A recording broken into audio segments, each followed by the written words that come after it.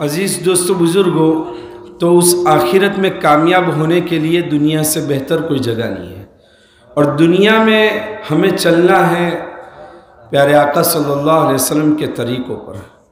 اسی لیے اللہ رب العزت فرماتے قرآن کریم کے اندر قُلْ إِن كُنتُمْ تُحِبُّونَ اللَّهَ فَاتَّبِعُونِي، کہ نبی جی آپ کہہ دیجئے کہ اگر میری محبت چاہتے ہیں لوگ تو میرے حبیب سے محبت ضروری ہے۔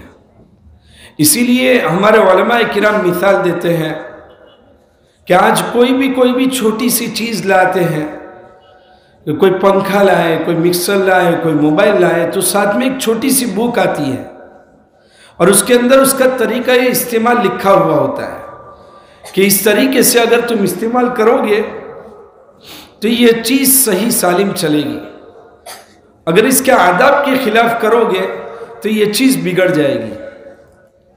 تو اللہ فرماتے اگر میری محبت چاہتے ہو تو نبی صلی اللہ علیہ وسلم جو کہہ رہے ہیں، جو آخری نبی ہیں، خاتم الانبیاء والمرسلین ہیں، رحمت للعالمین ہیں، وہ جو کہہ رہے ہیں ان کے طریقوں پر آ جاؤ تو کامیاب ہو جاؤ گے۔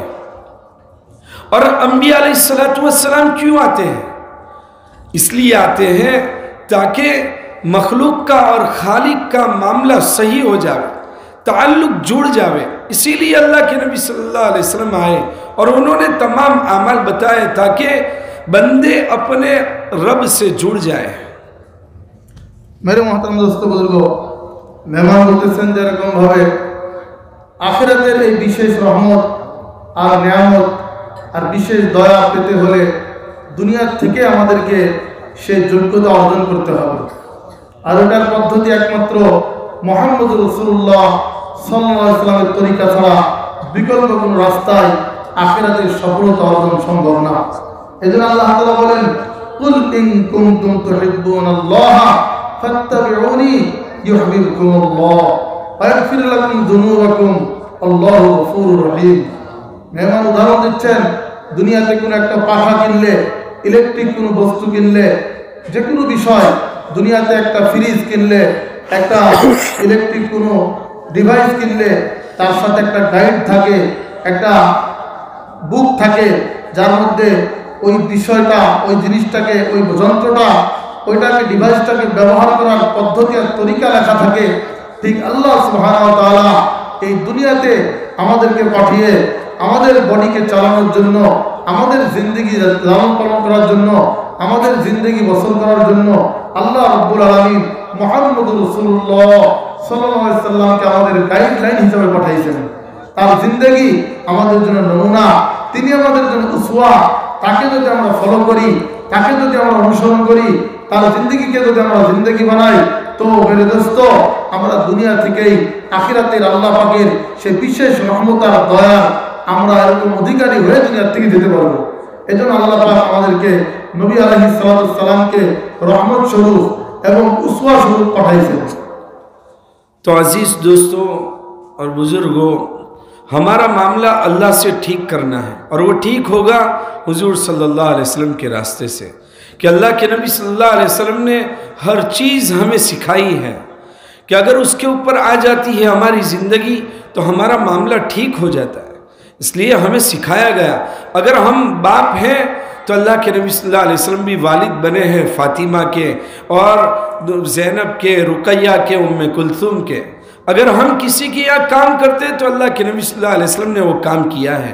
اگر ہم تجارت کی لائن میں ہیں تو اللہ کے نبی صلی اللہ علیہ وسلم نے تجارت بھی کر کے بتایا ہے۔ تمام چیز ہمیں سکھائی گئی ہے، ہمیں ان چیزوں کے اوپر عمل کرنا ہے، جیسے ہمیں بتایا گیا ویسے عمل کریں۔ اللہ کے نبی صلی اللہ علیہ وسلم نے ہمیں اخلاق حمیدہ سکھائے۔ ہاں، اخلاق اللہ کے نبی صلی اللہ علیہ وسلم کی پوری زندگی ہمارے لیے آئیڈیل ہے، نمونہ ہے کہ اگر ایسی زندگی گزارتے ہیں تو ہم کامیاب ہیں، ورنہ ہم ناکام ہیں۔ اگر کامیابی حاصل کرنی ہے تو حضور صلی اللہ علیہ وسلم کے نقش قدم میں کامیابی ہے۔ اللہ کے نبی صلی اللہ علیہ وسلم نے ہمیں اخلاق سکھائے۔ کیسے اخلاق سکھائے؟ بخاری شریف میں واقعہ لکھا ہے۔ میرے محترم دوستو بزرگوں، এভাবে মুহাম্মদ রাসূলুল্লাহ সাল্লাল্লাহু আলাইহি সাল্লাম আমাদের জীবনের প্রতিটা ক্ষেত্রে আদর্শ এবং আইডল এবং আমাদের জন্য উসওয়া। সকল ক্ষেত্রে জীবনের এমন কোনো ক্ষেত্র নাই যদি আমরা মনে করি যে পিতা হিসাবে নবী কেমন, তো পিতা হিসাবে রাসূলুল্লাহ 4টা কন্যা ছিল, এরকম 3টা ছেলে ছিল। আল্লাহ রাসূল পিতা হিসাবে আমাদেরকে আচরণ দেখাই দিয়েছেন। যদি বলি যে ব্যবসায়ী হিসাবে দেখতে চাই নবীকে, আল্লাহ রাসূল সাল্লাল্লাহু আলাইহি সাল্লাম সবথেকে বড় বিশ্বস্ত আমানতদার ব্যবসায়ী হিসাবে আমাদেরকে আদর্শ দেখাই দিয়েছেন। এভাবে আল্লাহ রাসূলের জিন্দেগি এমন কোনো সাইড নাই, এমন কোনো লাইন নাই যে লাইনে আমাদেরকে তিনি আদর্শ দেখাই দেন না। দেখেন, যদিও মেহমান বলেন নাই, কিন্তু আমরা জানি আল্লাহ রাসূল ছাগলের রাখানি করেছেন, আল্লাহ নবী ব্যবসা করেছেন, আল্লাহ নবী শ্বশুর হয়ে দেখাইছেন, আল্লাহ নবী 11 বিবির স্বামী হয়ে দেখাইছেন, আল্লাহ রাসূল এরকম ভাবে বিয়ে হয়ে দেখাইছেন, আল্লাহ রাসূল নানা হয়ে দেখাইছেন। আল্লাহ রাসূল এভাবে প্রত্যেকটা ক্ষেত্রে জীবনে এরকম আদর্শ আমাদের জন্য নমুনা। এজন্য রাসূলুল্লাহ সাল্লাল্লাহু আলাইহি ওয়াসাল্লামের জিন্দেগি ছাড়া, আদর্শ ছাড়া আমাদের জিন্দেগি এরকম কোনো লাইনে আমরা সফলতা অর্জন করতে পারবো না। हमें अखलाक सिखाए। प्यारे आका सल्लल्लाहु अलैहि वसल्लम के अखलाक क्या थे? बुखारी थानी के अंदर एक वाक़या लिखा है। हज़रत सुमामा बिन उसाल यमन का बड़ा बादशाह था, बड़ा जालिम था। एक वक्त में एक मरतबा अल्लाह के नबी सल्लल्लाहु अलैहि वसल्लम ने एक कासिद भेजा। अब उस वक्त में कासिद को मानना बड़ा गुनाह समझा जाता था, तो अल्लाह के नबी सल्लल्लाहु अलैहि वसल्लम ने कासिद भेजा। तो इस समामा ने, जो बादशाह है यमामा का, उसने उस कासिद को मारा, शहीद किया। तो अल्लाह के नबी सल्लल्लाहु अलैहि वसल्लम को जब इस बात का पता चला है, तो प्यारे आका सल्लल्लाहु अलैहि वसल्लम ने वारंट जारी किया कि समामा जहाँ कहीं भी नजर आवे उसको कत्ल कर दिया जावे। एक मरतबा वो हज की नीयत से चल रहा है, मदीना के किनारे किनारे से रात का सफ़र कर रहा है। बहुत लंबा वाक़या, मैं मुख्तसर कर दूँ, वक्त मेरे पास बहुत कम है। तो 2 सहाबी पहरा दे रहे थे, तो देख रहे कि एक छुपते छुपाते एक मुसाफिर जा रहा है, उसको पकड़ करके लाए और मस्जिद नबवी के सुतून से बांधे के छुप छुप करके जा रहा था। 2 सहाबी जानते नहीं थे कि ये कौन है। मस्जिद नबवी के सहन के अंदर उसको बांधा गया। अल्लाह के नबी सल्लल्लाहु अलैहि वसल्लम सुबह सवेरे आए, तहज्जुद की नमाज पढ़ी, फजर के लिए आए, तो फरमाया कि उसको देख कर के मुस्कुराए, कोई बात नहीं कही। उसके बाद नमाज पढ़ी। नमाज पढ़ने के बाद एक आम मामूल था कि तमाम लोग सहन में जमा हो जाते थे, सहाबे किराम। तो अल्लाह के नबी सल्लल्लाहु अलैहि वसल्लम ने सहाबा से मुखातब होकर के फरमाया, मेरे सहाबा जानते हो ये कौन है? तो सहाबा कहने लगे, हम तो नहीं जानते। अल्लाह के नबी सल्लल्लाहु अलैहि वसल्लम फरमाने लगे, मेरे सहाबा, ये यमामा का बादशाह समामा है। तो अल्लाह के नबी सल्लल्लाहु अलैहि वसल्लम तो फरमाया कि सहाबा किराम ने तमाम ने अपनी तलवारें बाहर निकाली और कहने लगे, अल्लाह के नबी, इसके कत्ल करने का शर्फ हमें हासिल हो। अल्लाह के नबी सल्लल्लाहु अलैहि वसल्लम के अखलाक देखिए कि उस समामा से कह रहे, बताओ समामा तुम्हारा क्या किया जावे? तो समामा कहते हैं कि अल्लाह के नबी, मेरा ऐसा जुर्म है, अगर आप मुझे कत्ल कर दो तो मैं इसके लायक हूँ। अगर आप मुझसे माल चाहते हो तो माल देने के लिए तैयार हूँ, और अगर आप मुझे छोड़ देते हो तो हमारा खानदान ही पेशा है कि मैं एहसान को फरामोश नहीं करते, एहसान भूलते नहीं है, उसका बदला देते हैं। अल्लाह के नबी सल्लल्लाहु अलैहि वसल्लम मुस्कुराए और कहते हुए चले गए, ये कहा कि इसे खूब खिलाओ खूब पिलाओ। कासिद को मारने वाला है, मगर अल्लाह के नबी सल्लल्लाहु अलैहि वसल्लम के एक तरफ अखलाक है कि इसे खूब खिलाओ खूब पिलाओ। ऐसा 3 दिन तक चला। 3 दिन के बाद अल्लाह के नबी सल्लल्लाहु अलैहि वसल्लम ने यही सवाल फिर फरमाया कि इसे छोड़ दो। छोड़ दिया तो ये बादशाह था, गया नहर के किनारे, गुसल किया, वापस प्यारे आका सल्लल्लाहु अलैहि वसल्लम की मजलिस में आया और आकर के कहने लगा कि मुझे कलमा पढ़ाओ। कलमा पढ़ने के बाद कहने लगा, अल्लाह के नबी जानते हो, मेरे इस्लाम कबूल करने से पहले एक तो पहली बात ये बताई कि मैं उसी पहले दिन कलमा पढ़ लेता, मगर मेरे लोग यूं कहते हैं कि डर के मारे कलमा पढ़ा, इसलिए मैंने छूटने के बाद कलमा पढ़ा है। फिर फरमाया कि देखो, اللہ کے حبیب صلی اللہ علیہ وسلم میرے اسلام قبول کرنے سے پہلے جس شخص سے مجھے بغض تھا، عداوت تھی، وہ آپ سے تھی، مگر آپ سب سے زیادہ محبت آپ سے ہے۔ پھر کہنے لگا میرے اسلام قبول کرنے سے پہلے جس مذہب سے مجھے عداوت تھی، جو مذہب مجھے پسند نہیں تھا، وہ آپ کا مذہب تھا، یعنی اسلام تھا، آج اسی سے سب سے زیادہ محبت ہے۔ پھر کہنے لگا اللہ کے نبی میں تو حج کے ارادے سے چلا تھا، مجھے جانا ہے۔ اللہ کے نبی صلی اللہ علیہ وسلم نے اجازت دے دی، یہ حج کے لیے گیا۔ اب جب مسلمان ہوا ہے تو بیت اللہ کا طواف کر رہا ہے اور پڑھ رہا ہے لبیک اللہم لبیک۔ تو مکہ کے سرداران آئے، ابو سفیان وغیرہ، کہ ابھی کون لبیک پڑھنے والا آیا، اللہ کی وحدانیت کو بولنے والا کون آ گیا؟ تمام لوگ آئے لڑنے کے لیے، قریب آئے تو دیکھا یہ تو یمامہ کا بادشاہ ہے، تو رک گئے۔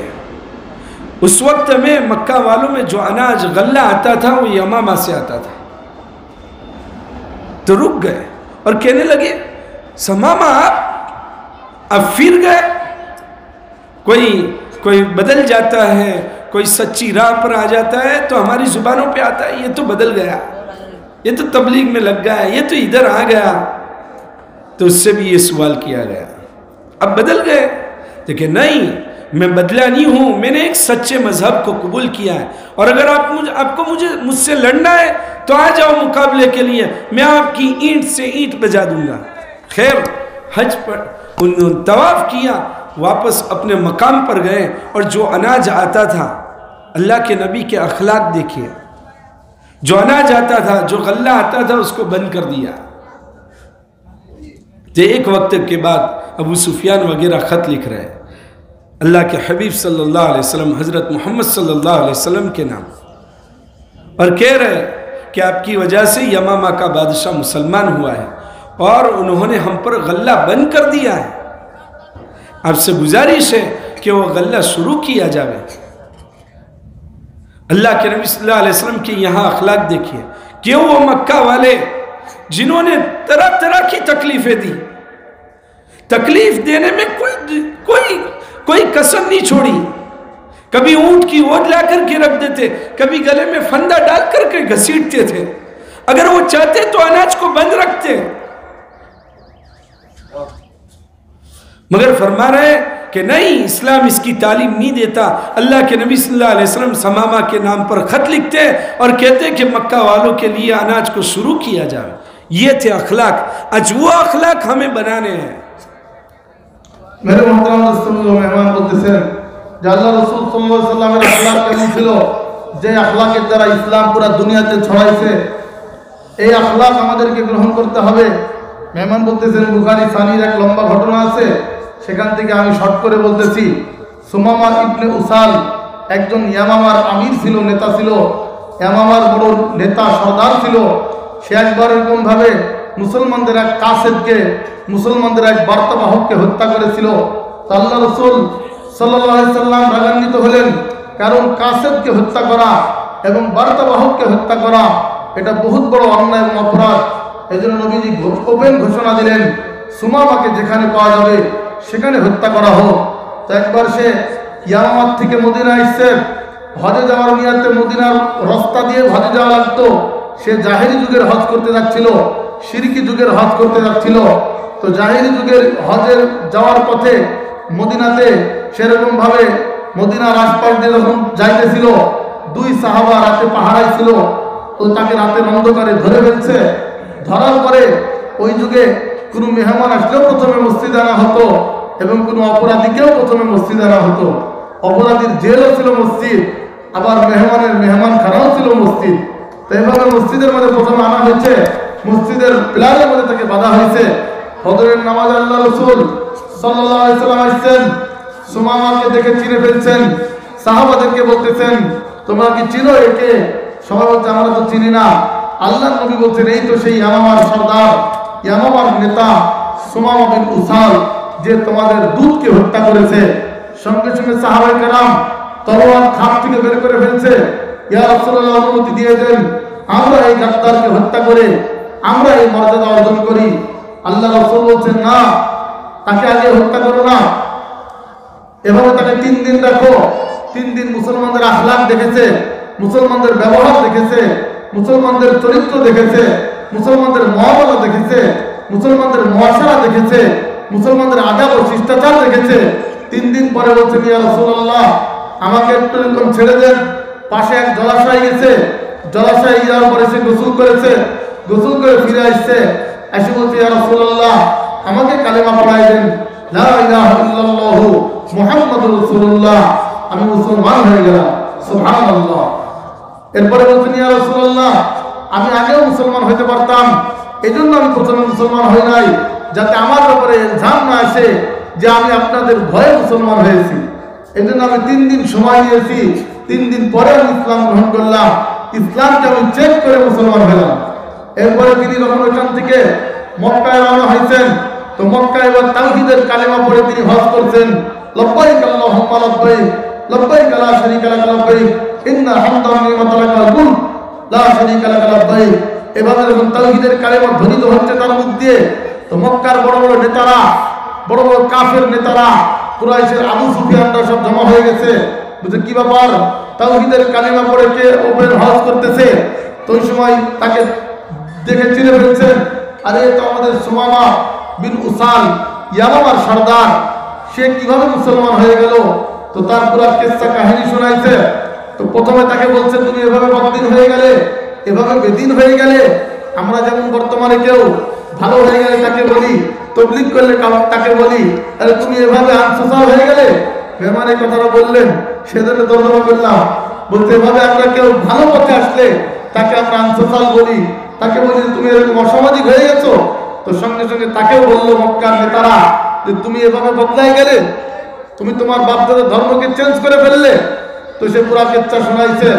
এরপরে যেহেতু ইয়ামামার থেকে মক্কায় ওই সময় ত্রাণ আসতো, বিভিন্ন সামগ্রী আসতো, খাদ্যদ্রব্য আসতো।